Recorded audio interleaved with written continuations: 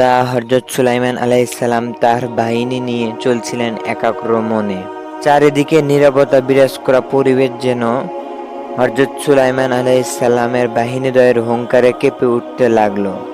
এবং নিকটে একটি পিপীলিকা নেতা ও তাহার সহদল বিরাজ করছিল। তাহারা দলবল নিয়ে একাগ্র মনে খাবারের সন্ধান করেই যাচ্ছিল।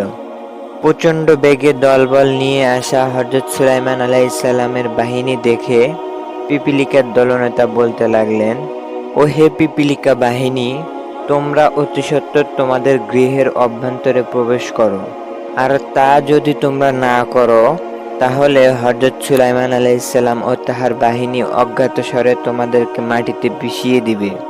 হযরত সুলাইমান আলাইহিস সালাম মহান আল্লাহ রাব্বুল আলামিনের হুকুমে প্রাণীকুল ও জীবকুলদের ভাষা বুঝতে পারতেন।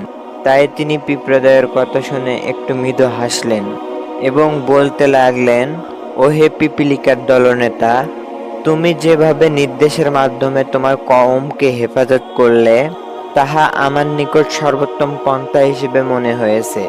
বিপদে আপদে তুমি যেভাবে তোমার ক্ষুদ্র বাহিনীকে হযরত সুলাইমান আলাইহিস সালামের বাহিনীর পিষ্ট হতে বাঁচিয়েছ, আর তাহা সত্যি একটি আদর্শ নেতার নিদর্শন। এই কথাগুলো বলে সুলাইমান ও তাহার বাহিনী চলতে থাকলো। সুবহানাল্লাহ।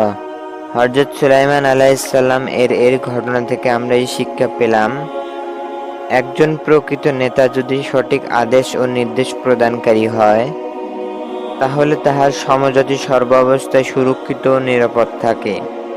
আর যাহা এই ঘটনা থেকে আমরা শিক্ষা পেলাম।